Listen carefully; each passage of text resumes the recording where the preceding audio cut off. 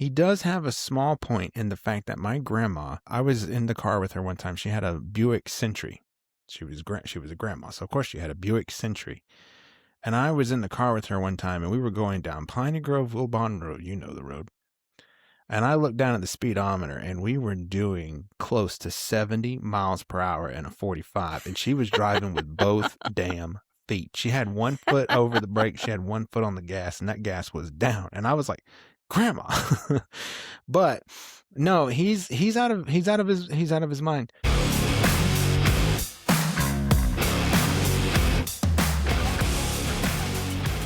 Welcome back to what we are now calling Turn 4. We are talking this week about Talladega. We've got a cup race. You said it wrong. You got to say Dega. I'm not saying Dega. I'm saying Talladega, my friend. All right. We've got a cup race full of speeding violations, a Chastain move that triggered the big one, we'll say, because I'm blaming him, and a first-time winner with a celebration nobody saw coming in Carson Hocevar. Plus, Xfinity gave us pit road chaos and Jessie Love save that honestly needs to be seen to be believed. That was cool. That was pretty impressive. That was cool. And ARCA brought out Cleetus McFarland, who finished second and described it in a way that we will not be repeating until after the intro. We've also got a week's worth of NASCAR news to go through, some crew chief drama, a contract extension, and Stephen A. Smith just spouting off bullshit. I don't know. Who's that? Never heard of him. Anyway, welcome to Turn 4. So, Justin, cup race, what'd you think? So the cup race was not my favorite. I'll admit that I usually look forward to Dega. It's one that I do enjoy in years past, but I don't know, man. The last couple of races, just haven't been as exciting when it comes to the pack. A lot of that is the fuel saving thing. I was optimistic to see how the different stages would play out, having the longer stage in stage 1 to see if that would help mitigate some fuel savings. I know Steve O'Donnell said that, like, hey, temper expectations, and then a lot of drivers said the same thing. Yeah. But I was still optimistic that maybe we'd see some good racing there toward the end, because we were basically going to get like 40 lap sprints to the finish. And overall, I don't think it was great. I don't think it's a great look that they just run 2 by 2 by 2 by 2 by 2 by 2 all the way through the field, and no one pulls out a line and no one goes for it. It's just a shame that, like, those epic finishes that we got at Talladega of years past, the one that notably comes to mind is Dale Earnhardt going through the field with just a handful of laps to go to win the race. Those and Dale Earnhardt Jr. doing things that he's done on the plate races, drafting tracks. I don't know. It wasn't one of my favorite Talladega races, but the end and who won, I think, kind of saved it for me. Sure. From being a complete wash. Yeah. Let's talk a little bit about who won what. Stage 1, Ryan Preece. Preece. Stage 2, I think it was Chastain. It was. If I'm remembering correctly. By the way, about Ryan Preece, it was good to see him keep the car on all 4 wheels at a super speedway for once. That was nice. That's true. Mm-hmm. That's true. We like to see him on the ground. Yeah, he tends to try to fly at those those tracks. So it was he good was to see on my him. fantasy team, so that helped me out too. Yeah, you did have him, yeah. And then we, of course, somewhere in there, we unfortunately get the big crash that takes out 26 cars, I want to say. That was crazy. That's what they said. That is crazy. And on television, it looked like it was the entire field. I think I even told you, I said that was the whole field. There was no cars left. Which it was a massive crash, and 26 cars is a lot of crash, but I was surprised to learn that it is too short from the record, which is 28. Yeah. Yeah. Yeah. So the big one happens to poor Bubba Wallace.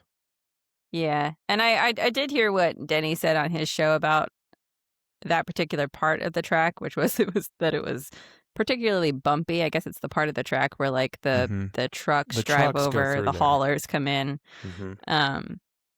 So, take that with a grain of salt. But of course, because it's Bubba, he's getting a bunch of hate online about it. Well, it's Bubba.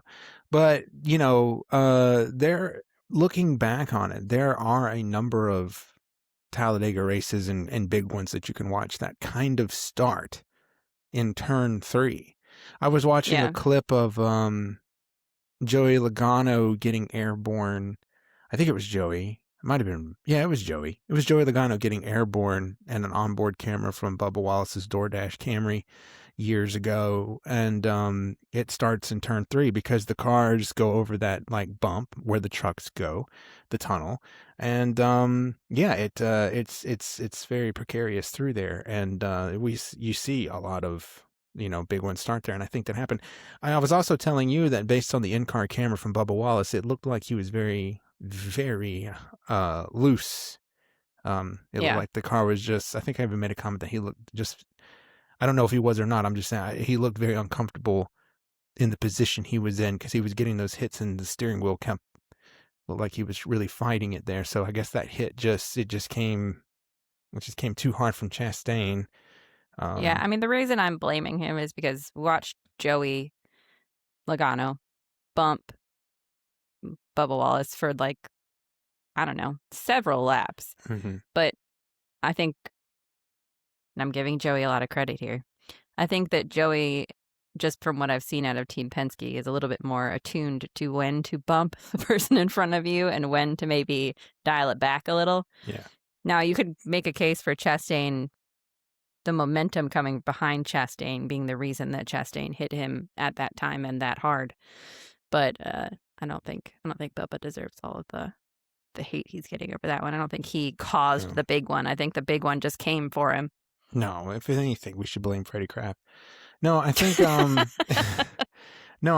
agree with you. It's just because it's Bubba. Yeah. It's just because it's Bubba. I mean, I knew it as soon as it happened. I grabbed my phone instinctively and said, let me just look at NASCAR's Instagram page because I want to see the Bubba tears. And it was instant. I mean, it was instant, and it's just because it's Bubba. But we get to the end of the race, and no one took me up on my advice to get him right before the finish line. But Carson Hocevar wins his first race at Talladega. Win number one. In some kind of a style. Yeah. Because his out of the window driving to burnout was pretty funny. That was cool. I will say it reminds me of two things. It reminds me of Alan Kulwicki's Polish victory lap. That was iconic. It reminds me of Carl Edwards doing a backflip off the car. It just had one of those. It's very unique, and it's something that I think highlight reels will play for a very long time. So kudos to that kid for coming up with that. I don't even think I would have ever thought to do that. So how creative is that? Else did. Yeah, how creative is that? And kudos to him for kind of coming up with and doing that and executing that. At first, I was confused as to what was going on. I was like, is he stuck? I was like, how embarrassing that his uniform or his foot would get stuck on something in the car and he can't get out to celebrate. I was like, what do they do? I've never seen that. But it turns out he was trying to get the steering wheel off, drop the clutch, start driving the car and put the steering wheel back on. Yeah. And it helped him that he's, most race car drivers are short, but he's like 6 feet tall and skinny and long legs. So I think it worked for him, but it was awesome. It was really cool to see. And then when he puts it in the wall and damn near breaks his neck, damn near falls out of the car. Yeah. I did wonder if his company would be a little upset that was probably basically crashed the car right at the end of the thing. I was actually thinking that they were going to put a stop to it. The fun police were going to say that he couldn't do that no more, because I remember when Kyle Larson won a race several years ago and he did this burnout, and he was really cool. He took the steering wheel off while doing the burnout and like held it outside the car window. I was like, look at this. Look, Ma, no hands. Like, I've got the steering wheel out the thing. And NASCAR was like, yeah, that was safe. That was unsafe. We can't have you doing that again. And so Yeah. he hasn't done it since. And when I saw this, I was like, oh man, NASCAR is going to be like, cool, we'll use the replay from now on, but you can never do it again, right? We're going to make money off of it, but you can never do it again. But Steve O'Donnell, I was listening to the teardown after the race, and Steve O'Donnell was like, no, man, that was cool. He was like, I don't think I like him running into the wall. We might have to stop that. But like, he was like, no, man, that was cool. And so yeah, so I think they'll continue to let him do it, and they should, because it's pretty awesome. That was pretty cool. I tell you, Carson Hocevar, like, I'm on the fence about the kid, but I tell you, man, like, he is cool. I think he's cool. I don't know, like, I think he's a dork, but I still think that it was fun to watch him win. He's dorky, but I mean, I also think he's pretty cool. I don't know, like, he's unapologetic. I mean, it's frustrating to watch him, especially when he runs into your dude, but I mean, he's unapologetic about it. And I don't know, there's something I respect about the fact that he's like, hey man, I'm here to go fast. I respect the fact that he's in, Spire Motorsports, which it's a good team. It's not a great team. They are punching above their weight with him, though. I mean, he is taking his teammate, Daniel Suarez, who, by the way, is running better than he has. So even he's improved, so Spire can prove that they are better. He's taken a 20 to 15th place car, arguably, and he's putting it in the top 10 consistently. I think he's great, and he's doing that based on skill. I think he's very skilled. I think he's very talented. Yeah, definitely a talented driver. I'm curious if this gives him momentum to get some more wins under his belt before the end of the year. Any predictions? What do you think? Well, I do. I think he wins. I think he wins again. It goes back to that thing I was talking about first time winners. Sometimes when you get that first win, it was with the Ty Gibbs effect, that something just snaps in your brain and you think that, like, I mean, some people dispute it. I heard people just, brought that theory up, and I think Dale Jr. and other people were like, no, that's not a thing. But I do believe that there is something that, like, I've seen when a driver gets their first win, it just kind of like a switch goes off to be like, I know how to do this. I can do this. Now, super speedways versus like other tracks, like super speedways are known for places where people get their first time wins. All weekend, every driver who won got their first time win. So it does promote, like, if you look at years ago, I made a top 10 video back when I had my own racing channel years and years ago. And I did one hit wonders when it came to races, and a lot of first time winners come at Talladega. But I do think he has enough skill to definitely win again. It just depends on how good those Spire cars are to get him there. But I think he can do it. I guess we'll find out. In the O'Reilly race, Corey Day also gets his first win. Yep. Interesting race, though. We started off with Patrick Starpoli just snapping into the wall on lap 1, which was pretty unexpected. Well, I think Corey Day had something to do with that, didn't he? I think Corey Day turned him. I could be wrong, but I thought his car just snapped out from under him. I think it's because Corey Day helped him with that. But that's what I heard. I think I heard that Corey Day maybe helped him. But he did snap around, and lost it right at the start. We get Carson Kvapil, stage 1 winner. Justin Allgaier, stage 2 winner. But then Justin Allgaier unfortunately pulls some crazy shit, pulling off of pit road and up into traffic. Him and Carson both. A penalty that NASCAR swiftly brought down. But Jessie Love pulled off one of the cooler things we've ever seen. That was awesome. By dodging all those cars as he was coming around and hitting that traffic. That was awesome. I couldn't believe that. That looked weird to the eye. Seeing such aggressive weaves in and out of... Yeah. Because you got to think, it is... Those cars coming off of pit road versus the cars that are coming in the pack, they're going 20 miles per hour faster than those guys. And if they pull up in front, what they're trying to do is get the pack to slow down.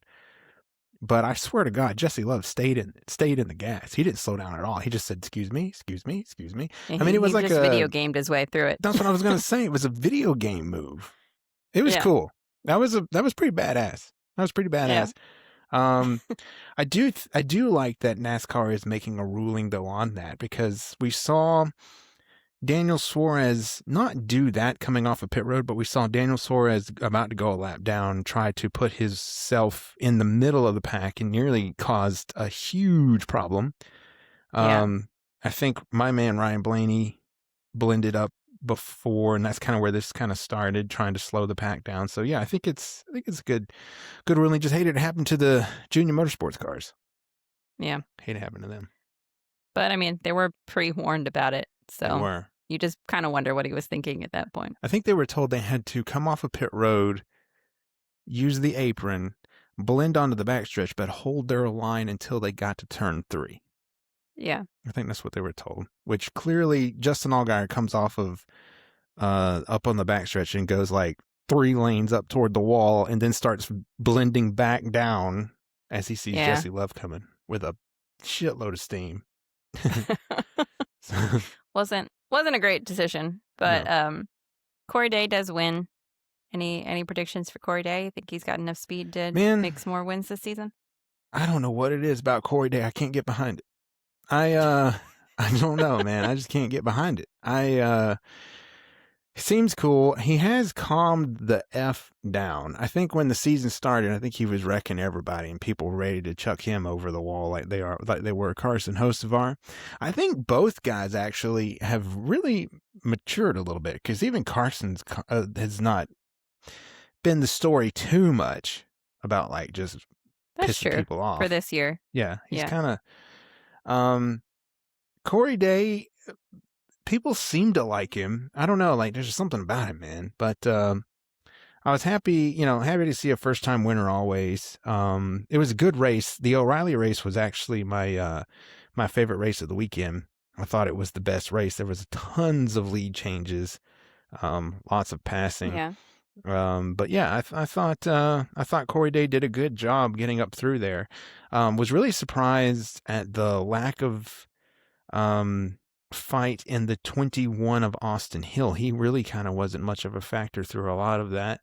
But I thought Jessie Love was going to win that race, especially when the junior motorsports cars had trouble. But then Jessie Love, didn't he get dumped? Didn't they leave him out? Yeah, he got hung out to dry around like 6 to go. Yeah.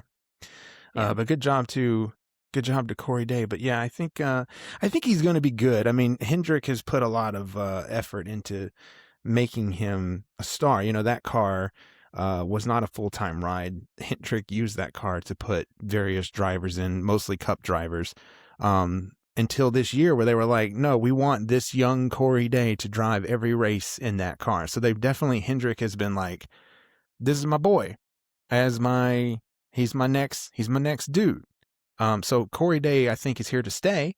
I think he's proven that he is going to have a long career in NASCAR, and he's eventually going to either take over.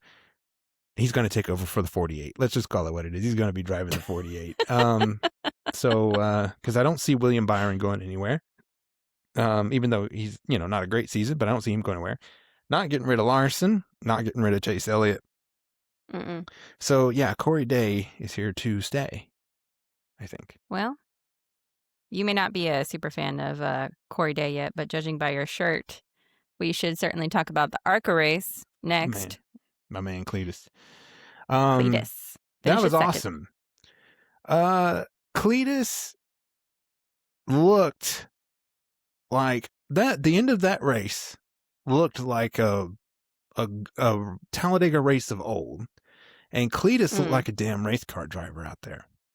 Yeah. He didn't look like, so the first couple of races that I watched with Cleetus, he looked like he struggled. He looked like he was spending most of his time just trying to hang on to the car and not like wreck. It had the energy of like, I just need to hang on to this thing. I just need to stay out of trouble. I just need to do whatever. I just that race, he was making moves. He was fighting his way up to the field. And at the end, he had a real honest-to-God shot to win the race. Honest-to-God shot to win. Finishes second.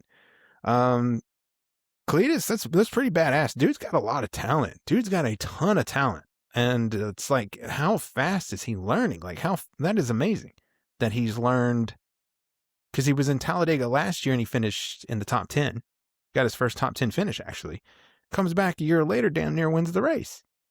Yeah. And I think he's got a lot of talent. I think he can really be something in ARCA. Yeah. I still don't know if he should have run. I still don't think he should have run the O'Reilly race at Talladega. No, I think keeping him in ARCA for a while makes sense, and drawing more fans to ARCA makes sense. And I mean, I know we both listened to DVC a little bit today, and Carson on that show said something about, wouldn't it make more sense for NASCAR to have Cleetus do more time in ARCA and then more time in truck and more time in Xfinity to kind of, bring the fan base with him more slowly and kind of grow each one of those things based on how popular Cleetus is. And that does make a lot of sense. So I'm not sure why everybody's trying to like fast track him through it. I mean, I don't either. He's a fan favorite. He's good for the sound bites. Yesterday he said that Talladega was the most fun he's ever had with clothes on. That was awesome. He's so funny. Always good for a sound bite, Cleetus. Cleetus is yeah, go ahead. I'm glad to see him doing well. Me too.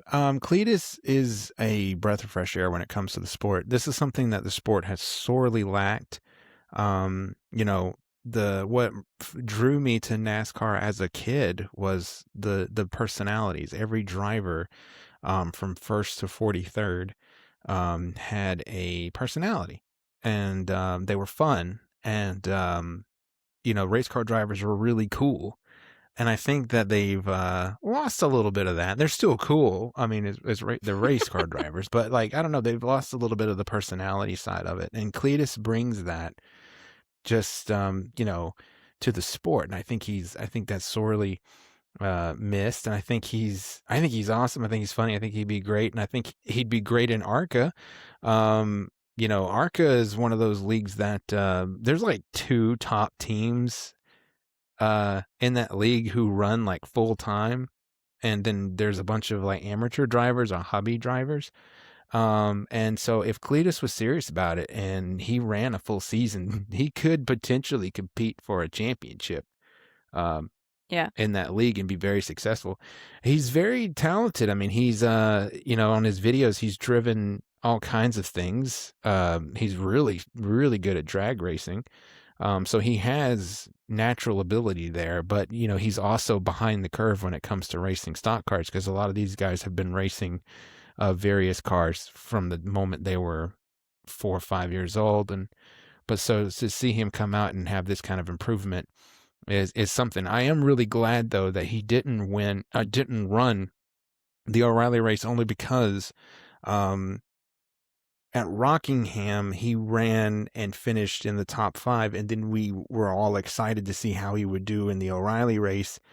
He finishes like 33rd, a handful 6 laps down or something. Spun out a number of times, and then I remember on our show we were talking like, yeah, Cleetus wasn't really good at the O'Reilly thing, and it kind of took away from the fact that he finished 4th in the ARCA race, whereas this weekend he runs ARCA, he finishes 2nd. That's the story. Cleetus finishes 2nd. He didn't then go to the O'Reilly race and cause the big one. And we were like, look at him bust his ass out there. Like, no, what the story is that he finished 2nd and almost won Talladega. And that's really cool. That's what he needs. Which, like, apologies to the winner of the actual ARCA race, whose name I think was like Andy something. Oh, but, yeah. Andy Genowanek or whatever. Yeah. Sorry to him. But that was also his poor first guy one. wins. Wins his first race, and nobody's talking about him. And nobody's talking about Poor it. thing. He's cool. We give him some love. Yeah. But I mean, you got to love somebody with a lot of personality, which if we move into our NASCAR news section, we can start with the person with maybe the most personality at the moment. Kyle Busch doesn't exactly fire his crew chief. His crew chief was moved into a different position at the organization, and he will now have a new crew chief. After 10 races. What do you think? I have thoughts. I have thoughts on this. So this is interesting that they would do this. For one reason, I think I recall Kyle Busch making fun of Dale Jr. years ago because Dale Jr. was having trouble at Hendrick Motorsports. And I believe Kyle Busch was like, he had gotten a new crew chief, and they were like, what do you think of Dale Jr. getting a new crew chief? And Kyle Busch was like, always the crew chief, isn't it? It's never Dale Jr. It's interesting. They did have a new crew chief. He came over from Junior Motorsports. He was Justin Allgaier's crew chief last season. Justin Allgaier is great. So the crew chief knows how to build a fast race car. Maybe he doesn't know how to build this next gen car, but I mean, it's no doubt that they're having struggles. Over at RCR in the Kyle Busch team, he got his first top 10 finish of the season at Talladega, and that's because half the field was wrecked, and he finishes 10th. He's 27th in the points. This is not good. So, a change has to be made. I'm just saying, let's pay attention now. Let's give this new crew chief 10 races. Actually, you know what? Let's give him more. Let's give him 12 races. Because, Jim Pullman had the off season to get ready or to get prepared. Even though he only ran 10 races with Kyle Busch, he still had a couple of months between to get kind of acclimated to the team. So let's give this new guy like 12 races, and let's see how many more top 10 finishes Kyle Busch can get and measure his success in a way to see, like, is it truly the team? Is it the crew chief, or is it Kyle Busch? I don't know. Guess we'll find out. Guess we will. But it'd be, Kyle Busch needs to be in the mix because the racing is more fun when Kyle Busch is in the mix. So let's get him there.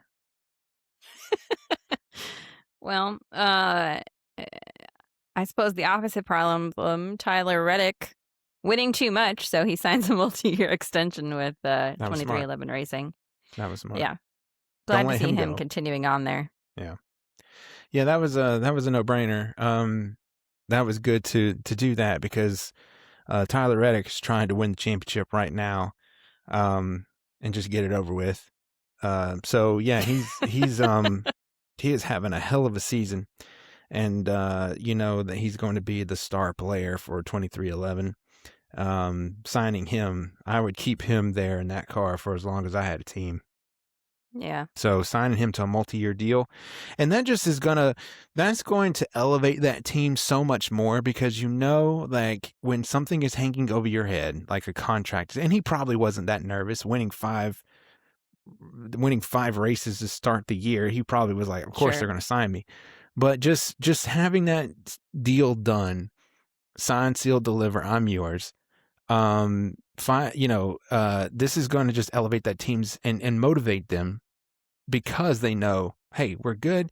We're going to have jobs. We're going to get to race for multiple years under this contract. Well, yeah, and it brings in more sponsors and stuff like that when they know that their driver is going to be sticking around for a while. The team's only going to grow. They're going to get faster. They're going to get better. I don't think he's done winning this season. Someone said that I heard during the Talladega pre-race show that the record for winning the most next-gen races with this car was 6, and that was Denny Hamlin. Tyler Reddick breaks that. Tyler Reddick breaks that this season. He's winning more than 6 races this year. I mean, I would agree. That's what I feel like. But I'm curious which ones they will be because he's had a lot of success in a variety of tracks everywhere so far. And the races that he's won, he wasn't necessarily dominant in. They just kind of he was just in the right place at the right time. Yeah, they just kind of find a way to be there at the end. And I don't think he's done winning. Well, there was also a lot of discussion on the various shows this week, Actions Detrimental and Door Bumper Clear, about the car itself and Talladega. Lots of people want to see the spoiler removed from the car, potentially dropping down the horsepower a little bit to compensate for that so they don't just shoot off the track like rockets. Yeah. What do you think? So here's what I think. I am not an engineer, but I would, If I was NASCAR, I would go back and watch super speedway races from a certain era and be like, I want that. I feel like they need to be able to pull out a line and Yeah. be able to sustain the run without totally hitting a brick wall and slowing them down. I kept hearing from the drivers that there's too much drag in the car. So the air is holding the car back. So if you pull out a line, you just essentially Just stop. fall back. And Yeah. unless there's a train of people coming with you, you're going to disappear. But there's not going to be a train of people coming with you because no one's got the balls to step out of line. Because if you're running fifth, you're like, well, I'm not going back to 30th if I step out of line and just hope the sixth place guy is like, I'll go too. Yeah. I don't think that's fun. I don't think they find it fun. So I think, I don't know how you get there. Now, yes, if you cut the spoiler off, we're not engineers, but we know enough about how airflow works in drag that, like, if you cut the spoiler off, less air is going to get trapped there, right? So maybe it reduces the drag. Makes sense to me. But whatever they do, they have to find a way to make it to where these cars don't hit these walls of air that slow them down, because the finish of this week's race was not that great because they just followed each other, and whoever has the front row, it becomes a drag race to the start finish line. And that's why the fuel saving is so important, because everyone's trying to get on that front row, be the first one or two cars, and then you just watch them run 2 by 2. Maybe you get some excitement if someone does something stupid and causes a big pileup at the end, and you get some excitement. But I don't know, like, they don't race to the finish like they kind of used to at Talladega. So, like, yeah, they need to try to get drag out of the car. So I agree with them. I don't know how you do it. Yeah. So I agree that if they feel, I don't know how they do it either, but I certainly hope that there's some engineers out there working on it, because I would love to see more passing and things in some of these races. I mean, we've seen like Ryan Blaney drive up through the field, but he seems to be an anomaly. I think we often joke that he made a deal with a witch because we just don't understand how he can do it. So I would love to see more people have the ability to do that and to make racing more interesting that way. I mean, it totally would. And yeah, I think that's what's needed. And the drivers know, they're the ones driving the cars. So, I think NASCAR should listen to them and say, like, what do you think would make the racing better? Because I have a hard time believing that anyone in a position of decision-making power when it comes to NASCAR or manufacturers watched the race on Sunday and went, yep, that was fun. That's what we want. I just have a hard time believing that, like, especially the way Talladega and Daytona used to be. Yeah, I think something is needed. I don't like this new car. I don't like this new car. It killed short track racing and it killed super speedway racing, but it did make mile and a halves more fun. Sometimes. The last couple of races haven't been that great. Yeah. I guess we'll see if NASCAR finally gets on that or not, if we see some changes. But I know they have to make their changes a while in advance. I don't know how far in advance they have to make them when we might see that. I heard they were doing some big test in January. But Chase Briscoe was saying that it really should happen in November, because if they go down there and they test, and they're trying to get as many cars as they can, because what they need to do, they need to create like a pack of cars to race in the pack. They can't just send 3 or 4 cars out there on the track. You're not going to get the data you need. But I heard they're trying to plan this really big test. And, but he was saying that, like, even they're going to hold it in January, but even if they find something, they can't manufacture enough parts by the time the Daytona 500 rolls around. That's what his theory was. Oof. Yeah. But at least they're trying something. They need to try something. True. I mean, they've been trying, right? They made one change to Talladega this week, so maybe they'll keep trying things and they'll eventually land on something that works. It's at least nice to see them trying. Yes. I guess. Yeah, it is nice to see them trying and not just going, nope, product's great. It's amazing. Yeah. It's amazing. Just like the comments from our very last news story, Stephen A. Smith. Oh, God. Said that NASCAR drivers were not athletes, neither were golfers. And I believe it had to do with something about your grandmother could get behind a car and race it or something. Here's the quote. They're skilled players. They're elite at what they do. But athletes, if you're out there doing stuff that grandmas and grandpas can do, I'm not going to look at you that way. He did apparently, though, make an exception for Tiger Woods, not for his golf skills, but for his general physical build and athleticism. So I'm not really sure we can take anything of his opinion as Do you mean the alcoholic that constantly crashes cars? Yeah, that one. Well, first of all, he does have a small point in the fact that my grandma, I was in the car with her one time. She had a Buick Century. She was a grandma, so of course she had a Buick Century. And I was in the car with her one time, and we were going down Piney Grove, Wilbon Road. You know the road. And I looked down at the speedometer, and we were doing close to 70 miles per hour in a 45. And she was driving with both damn feet. She had one foot over the brake. She had one foot on the gas, and that gas was down. And I was like, Grandma. But no, he's out of his mind. Stephen A. Smith doesn't know what he's talking about. He's trying to. He always makes comments like this. This is kind of his thing. He tries to get people riled up.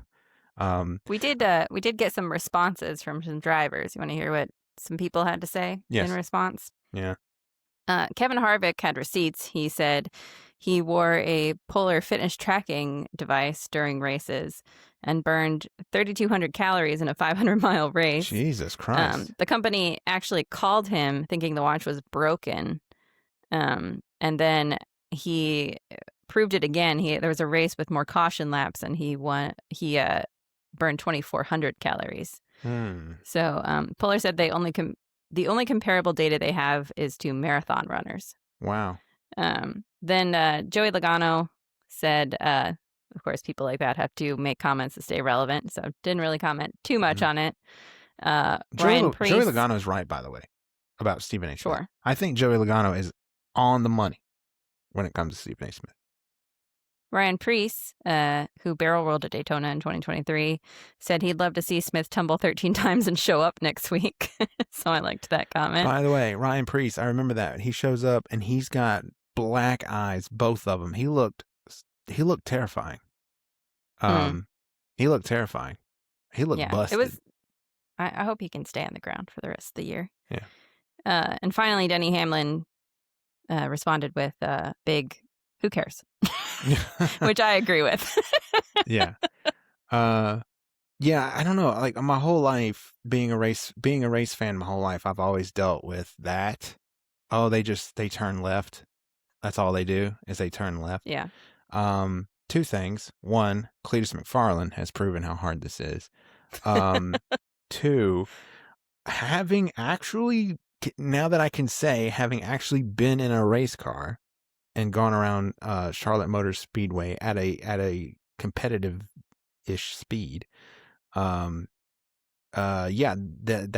is very tough. There is no way that these guys do not have athletic ability. They are pretty amazing what they're able to do. The G-forces alone, the amount I was having to work to stay in the seat or to keep myself up, and just what my neck was going through, having to sustain that over and over and over again for 600 miles.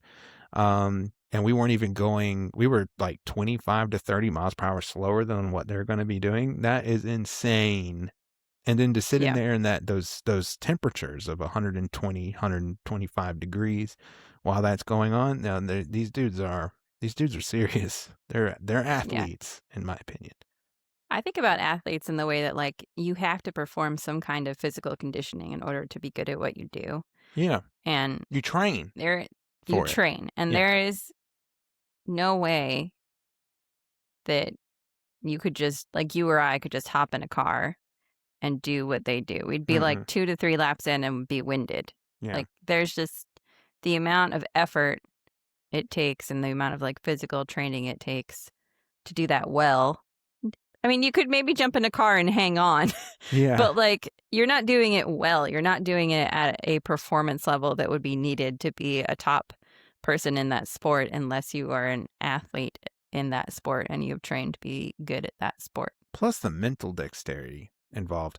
But like, I don't know I don't understand what Stephen A. Smith was trying to do in that moment. I mean, so to him, like, what is an athletic sport? Because if his gauge is that grandmas can drive a car at 70 years old, I mean, I can go out in the driveway and shoot basketball.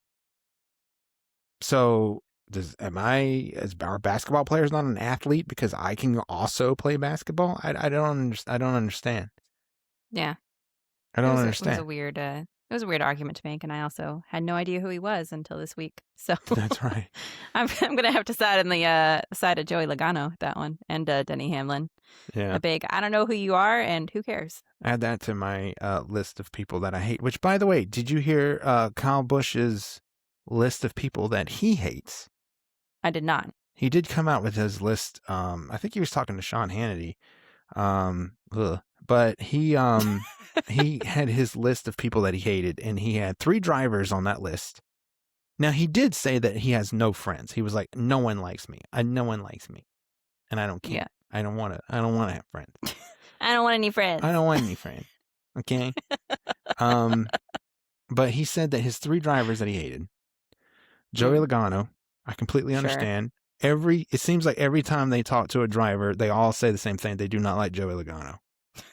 I don't know. Well, Joey is also one of those people that said he's not there to make friends, but not in a whiny way, just in like I really don't give a shit. Well, yeah, but I mean, people who can't make friends are always like, oh, I don't want any friends.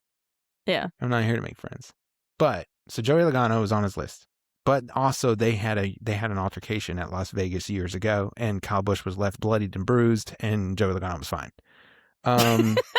So, 1-0. But anyway, for Joey Logano. But the second driver was Brad Keselowski, which I thought that was funny because those two had a fierce rivalry back in the day. And I do remember famously Brad Keselowski during the driver intros at Bristol saying that Kyle Busch was an asshole. Awesome clip. But the third was Carson Hocevar. Kyle Busch hates Carson Hocevar. I thought that was bold. I don't know. I don't know. I don't know. It might be a popular opinion. Yeah. I don't know. He's an easy one to pick on. I know that I get that like a lot of drivers are upset with Carson Hocevar because of his driving style. I mean, Ricky Stenhouse was going to kick his ass when they got back to the United States after that Mexico race. Never did. But he said he was going to kick his ass. Like, I get that Carson Hocevar probably pisses people off, but it also did look very popular, like a popular win. When he won the race, it seemed like every driver was like really happy to see him win, right? Because I think he might just be a cool dude. And I think they might recognize that. They might like, he's an asshole behind the wheel, but he's a good kid. Maybe, but I mean, you're also like, if it's your first win, you'd have to be a pretty big dick to not go congratulate him on his first win. That's true. But yeah, Kyle Busch, his list of 3. Well, not shocking anybody. Yeah. I think. Yeah. But all 3 of those drivers, by the way, are running better than Kyle Busch. Yeah. I don't know if Joey's going to be up there for much longer. Let's hope he turns that one around. Yeah, Joey might be in trouble. Struggling this year. Struggling. But I think that's all of our news for this week. So if we got Texas coming up. We do. We have Texas coming up. We'll see if I don't know. My fantasy league last week was just random shit, but it kind of worked out. I might do it again this week. Just because Talladega is an easier one to just think it's going to be a shit show. But I did the same thing. I went into the strategy of our fantasy that I know that we can only use certain drivers a certain amount of time. So I was like, I'm going to pick some weird ones and hope for the big one to just weed out some and you get weird finishes. And it worked because I ended up gaining points on you. You did. So I think Texas, I may do the same, but I am going to use Texas to gauge how exciting the 600 could possibly be, if that makes sense. Texas to me has not really been an exciting track like ever. There were a couple of really good finishes there. I'm thinking of in my mind right now. I'm just replaying Matt Kenseth and Jimmy Johnson battling each other with 10 to go. Or, the restart where Brad Keselowski said F you to Jeff Gordon. That was fun. Yeah, so yeah, there's a couple of races that stand out, but overall Texas hasn't been that great. So that's one I'm gonna gauge. I'm gonna use that to just really see where the racing is. I'm gonna use Texas to do that. Sounds like a solid plan. That's what I'm gonna do. But if you have predictions for Texas, or want to tell us what you think about whether or not NASCAR drivers are athletes, by all means, leave those comments on this video. And you can find Turn 4 on YouTube, YouTube Music, and Spotify every Wednesday at 6 a.m. But until next time. Take it easy.